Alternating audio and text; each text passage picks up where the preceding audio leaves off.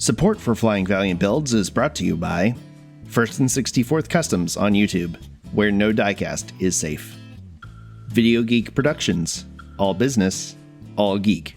Brian Smith YouTube channel, clever schemes for fun and profit. A generous grant from the Jonathan Vonesh Foundation, and from support from viewers like you. Please like, share, and subscribe.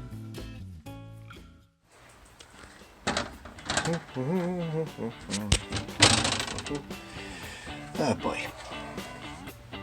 You know, for a Mopar guy, I sure am building a lot of bow ties.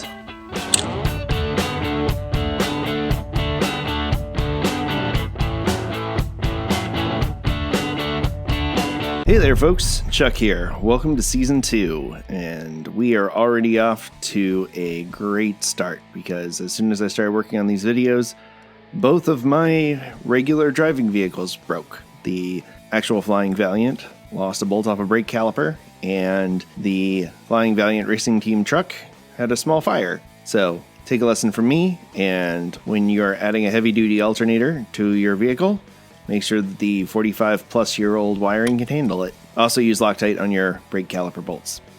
Anyway, so hey, we're back, and it's Season 2, and you may have noticed that there's some new graphics, courtesy of my brother Justin, who has a new special Flying Valiant merch section in his shop, which I am linking to on all my videos now. So if you like the Flying Valiant logo that he designed, or any of the other graphics around here, or you just want a shirt that tells fellow cheese bags to stay fresh, go by his shop and check it out. Link is in the description below. So a gentleman named Roger contacted me on Facebook after seeing some of my builds and asked me about doing a Nova for him. And seeing as he generously offered me a way to exchange currency for goods and services, I found it very hard to say no. He had an idea in mind for a weathered build that I really liked. Roger sent me this photo of a Nova that he really liked and asked if I could create something similar, and I thought I could oblige him. I showed him some Novas that I had in my collection, and this is the one he picked. And since this is a commission and I'm building it to spec, here's what else Roger asked. He wanted it to look like a cleaned up barn find. Taken out of the barn, freshened up, washed off, and made ready to race. So, no dust or dirt. He also wanted me to use the Hot Wheels Redline wheels off of the other Nova, that camouflage Nova that's really popular right now. And as a color, he said, make it orange. Alright, that's our specs for the build. Ready? Punch that subscribe button. Let's boogie. So, snap to disassembly, and we gotta get rid of those wheels, and lucky for me, I've got one of those other Novas lying around, so it donated its wheels to the cause. Casting lines weren't too bad on this one. They were prominent, but very easy to get to. Not a lot of trouble for the round handle needle files. Once the filing was done, it was a matter of wire wheeling it and getting ready to add some mirrors.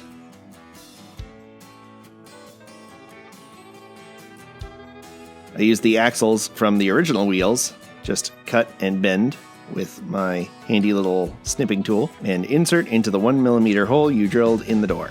Add a dab of super glue on the back, and voila, instant rear view mirror. My biggest pet peeve with Hot Wheels these days, and I do have many of them, and it will be released in Chuck's many rants about Hot Wheels, is the plastic nub steering wheel. That's kind of become the bane of my existence, and I snipped this one off and replaced it with a 3D printed one that didn't quite make it to the end. We'll see more about that later. A pledge dip, since I've got a lifetime supply of pledge polish that I bought before I heard about Jim Silva's miraculous Gauzy, and it was off to the paint booth. I'm using this automotive style sealer, and I'm not super in love with it. I think this will probably be the last build I use it on, because while it does provide superior paint adhesion, it also gums up my airbrush every time I use it. It just takes forever to clean out. So I've ordered some Vallejo surface primer, and I'm going to try that out and see if that's any better. I did a custom hand mix for Roger, trying to get close to an orbit orange color that I really like off of the GM. I don't know what they were called, the grabber line. I think grabber was Ford, but whatever the high impact equivalent for Chevy was. I used a little faded red, yellow, and a drop of craft paint dark orange to get the orange the way I liked it. And since I had the airbrush out, I used some light brown Vallejo to get the interior tan that I was looking for and darkened it up a little to get the chassis started. Roger specifically asked that I leave the wheels alone, but I did add a little bit of silver paint to bring out the lug nuts. I used Vallejo oily steel to do the metallic accents and everything that I wanted to be dull aluminum, then followed it back up with the Maltile pen. Now, I just got a new alternative to the Maltile pen that I'm very excited to try out. I'm going to have to do a review and contrast video on this new stuff that I got. It's really exciting, so be sure to subscribe so you can see when I do that head-to-head comparison, because I think this stuff will work even better than the Maltile, but it hadn't arrived when I started this video. I used landing gear wash from AK Interactive on the chassis, and I'm still really happy with that as a base wash. I've got a bunch of washes now. I'm really excited about trying out, but we'll get to that in a little bit. The landing gear wash does such a good job of getting into all the nooks and crannies and really making things like grills stand out really well. It is a solvent-based wash, though, so keep that in mind if you order some, that you have some white spirit or mineral spirits handy to clean your brushes. Oyster white for the headlights and backup lenses, and a little Tamiya weathering powder. I used the mud color here to dull things up and blend them a little better. I really like working with these weathering powders. I only have the A and C kits, but both of them are plenty for doing just about any weathering that you want. I think there's one other one that has soot that was tempting for me, but the other two colors on it were not super appealing for what I do. Once the weathering powders were applied, I gave the undercarriage a wash with the pigment binder to hold everything in place. And then I used my new favorite tool for lenses, the Wet Effects from AK Interactive. It's really impressive how the wet effects, more than even a glossy varnish, really make the simulation of tiny pieces of glass and plastic come to life. I put it on top of the turn signal clear and transparent red stoplight from Testers. This is more of that oily steel going in to add some trim to the interior.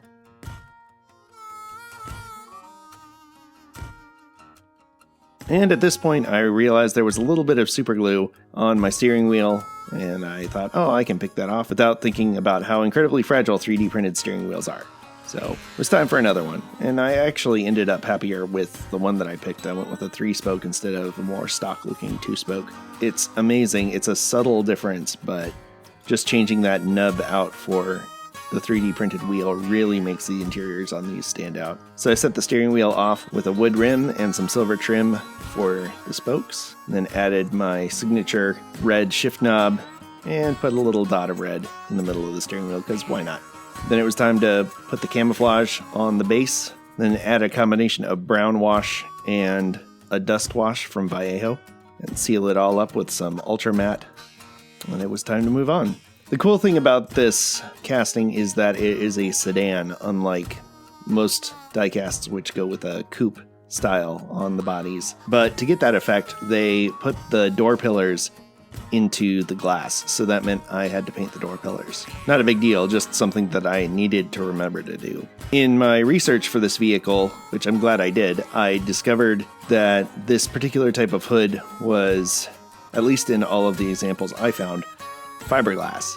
So I'm glad I checked on that before I started on the weathering process, or I would have put a bunch of rust all over a fiberglass hood that wouldn't have rusted. But that meant that the hood had to be weathered completely separate from the rest of the car. Not a big deal, again, but I'm getting pretty good at weathering fiberglass thanks to the last couple of builds I've done. This is just a combination of polyscale concrete and aged concrete, which do a pretty good job of simulating worn through paint with fiberglass underneath.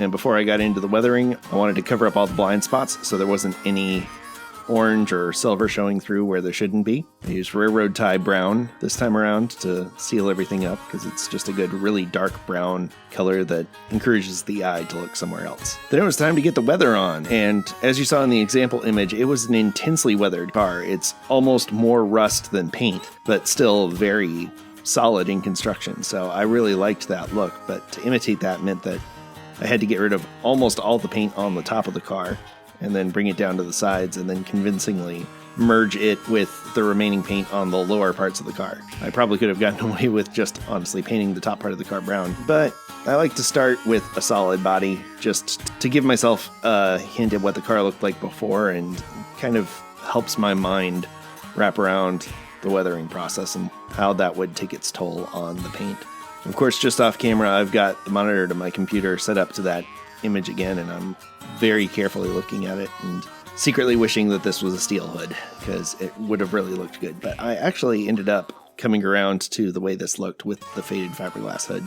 You'll see I do some more stuff to help it blend together. This is mostly German black brown and chocolate brown from Vallejo. I'm using the same paints from the other Nova build that I did a while ago, just applying them in a slightly different way. I'm kind of putting my own spin on that process. I'll link to that video in the description below. It does a whole rundown of all the different paint colors, and I'm using them all in the same order, just focusing much more on stippling this time around. At this point I was using the wood color paint, which I didn't use on that last one, so that is the only significant difference, and I lightly stippled that on and used the damp brush to blend it, and it does a surprisingly good job. It at first looks like a color that's completely wrong for rust, but once it blends in, it really helps add texture and depth. I added a few light streaks using dark rust paint and light rust paint to streak down the body. But again, I kept those very subtle because the original car isn't very streaky, and I wanted this car to look like it had been cleaned. So there'd still be some rust stains, but not really any rust streaks and grime. I had just gotten a box in the mail, courtesy of my patrons. This is my latest paint set. It is the Army Painter Quick Shade Wash Set. I was very excited about what I saw here as far as potential goes for multicolored washes. I decided to try the strong wash on the hood, and liked it so much I did it all over the rest of the body to do the panel lines instead of using marker like I usually do, and I was pretty happy with the process. It does take a little more wash than expected, but again, I'm super stingy with my washes. If I have to use more than 2 drops on anything, I'm like, what am I doing? And I really liked the end effect though, and it's nice that it's a water-based wash, so it's very easy to clean up, unlike the landing gear wash from AK Interactive, which I also really like, don't get me wrong. I'm going to keep using both. This is the Vallejo Dust Wash that I put over the strong wash to kind of add some additional paint fading effects to the fiberglass. It did take out a little bit more of the darker wash than I liked, so I went back over with a dark wash to make the vents really stand out. And since I had it open, I did a little more on the panel lines too. Then it was time for a Vallejo matte coat, and once everything was sealed up, it was time to bust out the Maltol pen again and do some trim work. It's honestly the most unnerving part of the entire build, because you do all the weathering first, and then I have to go in and very carefully lay on an oil-based paint. And that's one of the reasons why I do the clear coat first, is if anything goes wrong, I can go over it with a solvent, and if I'm really quick, get it off in time or chip it off with a toothpick. Once I was sure I got the trim right, I did the little details, the door handles, the side marker undercoats, and the side view mirrors. I've also learned to not do all 4 corners of the car at once. I'll do the front and back and let it sit for a day, and then come back and do the sides, because I don't know about you, but I can never remember not to touch the other side of the car while I'm handling it. And invariably, I would always get my finger in just a little of it, and that's enough. Once you get like 1 dot of this chrome on you, if you don't get all of it off your hands, it's going to transfer in a very inconvenient location onto your car.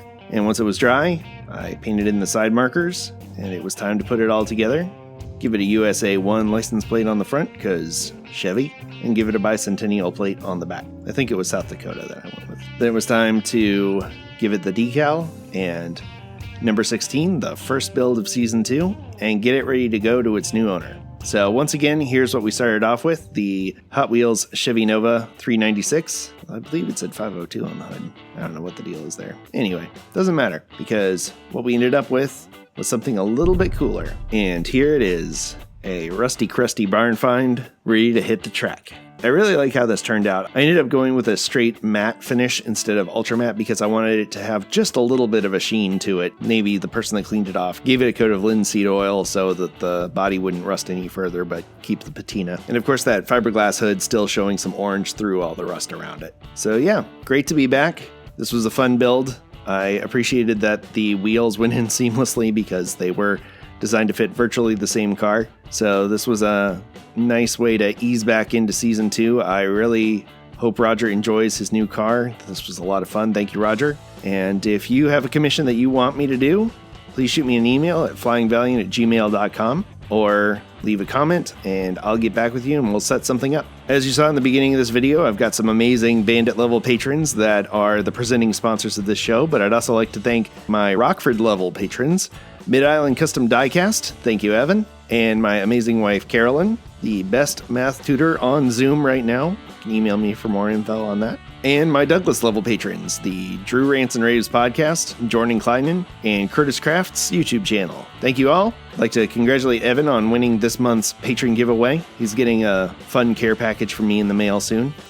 If you want to learn more about supporting the channel or the benefits that my patrons get, you can visit flyingvaliant.com or patreon.com/flyingvaliant and find out more about that. As I mentioned before, if you want to support the channel with some merch, you can go over to my brother's TeePublic store and buy some Flying Valiant merch there. I don't get any money from that. That is solely to him, to thank him for doing the awesome graphics that he has provided for this channel. And if you have any custom graphics that you want done, Justin's a great automotive designer. He does a lot of really cool racing themed designs. You can see a lot of his other stuff at TeePublic as well. So be sure to browse around his store when you get a chance. All right, well, I've got 2 real broken cars to fix and 2 more builds for the rest of this month. So I've got to get cracking. But if you like what you saw today, I appreciate you watching.